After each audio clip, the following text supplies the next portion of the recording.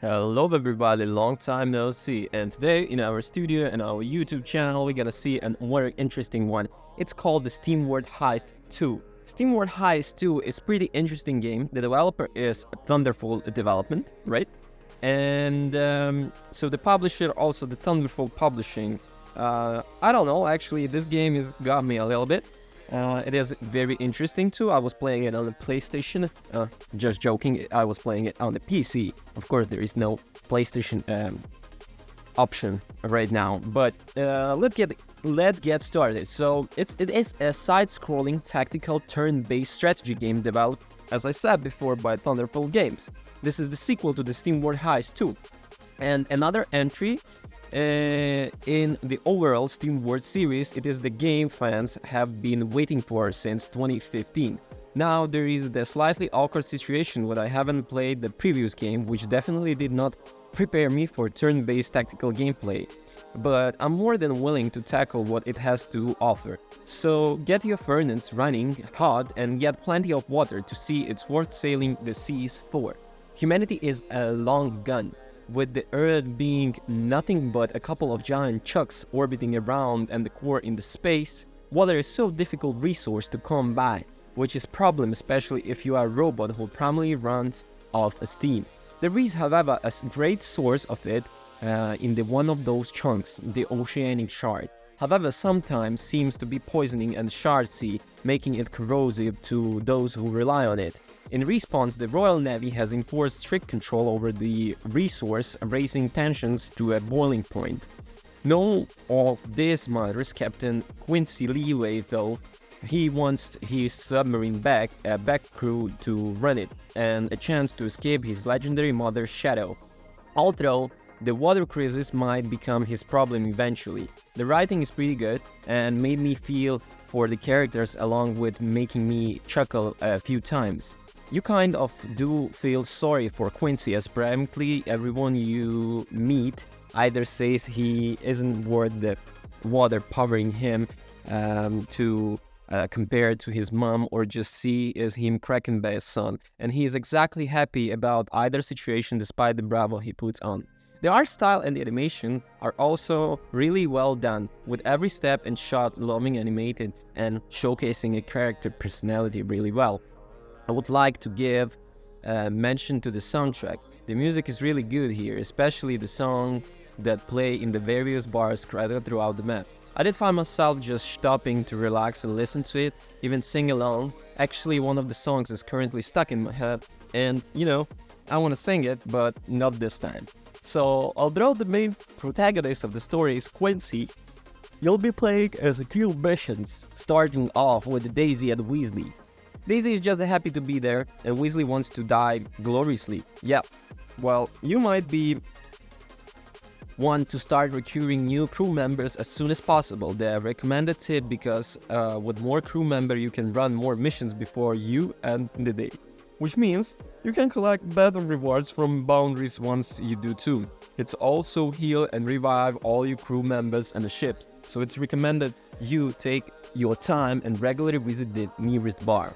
Your crew has various jobs which determines their weapons and abilities, from snipers to engineers to rappers and the boomers. They don't think they're set for life though, as you can easily switch job by equipping a different weapon to them. What's special here is the abilities unlocked in job stay with the character even if they get a new job.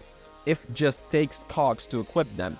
That means your crew members are highly customizable, being potentially able to adapt to any situation or excel at whatever they specialize in. Also, you can give them cool hats that you either buy or liberate from the scarp of the fallen enemy. Hey, at least it makes those narrowly missed headshots actually worth something.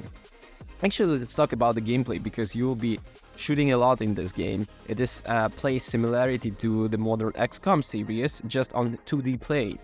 And you prepare your squad with the items and weapons. Each member of your crew has 2 actions to move, use their abilities. You'll probably want everyone to be in cover, and the mission can and will go wrong if you aren't playing smart. This should be familiar territory if you played sometimes similar. However, little left to chance here. There is no need to roll the dice to hope you hit the target. No, it relies on your ability to aim. Only sniper rifles have laser sights, and even they say which can throw off the shot you mistime it. Bullets also ricochet, and it can really help you with a hit an enemy behind the corner. You don't have to be mindful throughout, as enemies can do the same to you and they can be really good at it. It is actually really fun to pull off the trick shots, maybe even accidentally wipe out a room with a single bullet from a pistol. It is really fun, and it's less about risk management and relying on RNGs. If you miss this, that's what makes it satisfying where you do hit those long shots. If you're playing on a controller, as it turns out, several hours into my playthrough using a mouse provides you a crosshair, which makes aiming infinitely easier. Why didn't I think of this sooner? That means anyone playing the console version will have a much more difficult time with the game, and that doesn't feel fair. However, I should point out that SteamWorld Heist 2 is really accessible regardless of your inability to eyeball bullet trajectories. If your mission is going pear-shaped, you can revert by just 2 turns or just abandon the mission completely. There are no consequences, so you are free to charge your squad and the entire equipment and go again. A little more knowledgeable, and that's too much for you to find off the game a breeze. You will free lower or raise the difficulty at any time, even create your own custom difficulty. The rewards don't change, so play how you want to. It's all great. Between the missions, you are playing the Quincy as he recruits more members, buying weapons and items for his crew, and upgrades his ship to be the best in the shard. He's also some puzzle areas to solve to get some more loot. However, his main duty as a captain is manning his ship around the map.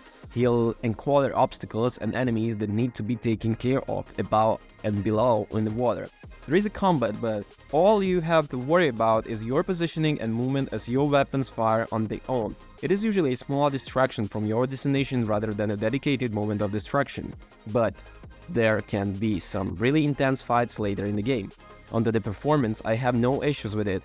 I didn't run into the glitches or drops of frame rate. It is ran well. I also can figure out if I have a genuine problem with the game, since while I was kinda having way too much fun boiling up my screws and sending them out on high, impossible suicide missions and getting out without a scratch. So even without I haven't played the prequel, SteamWorld Heist 2 is really goddamn good. So I can't help but assume fans love this much more. I feel Estrada is a great entry point into the game, and it's certainly less frustrating than missing 95 chances of a hitting. It's fun, made with plenty of heart, and I want to play more. So thank you for watching. Don't forget to rate, comment, and subscribe. You have a wonderful day, and peace, everybody. Oh yeah, just forgot. So all the links will be onto the description. Peace.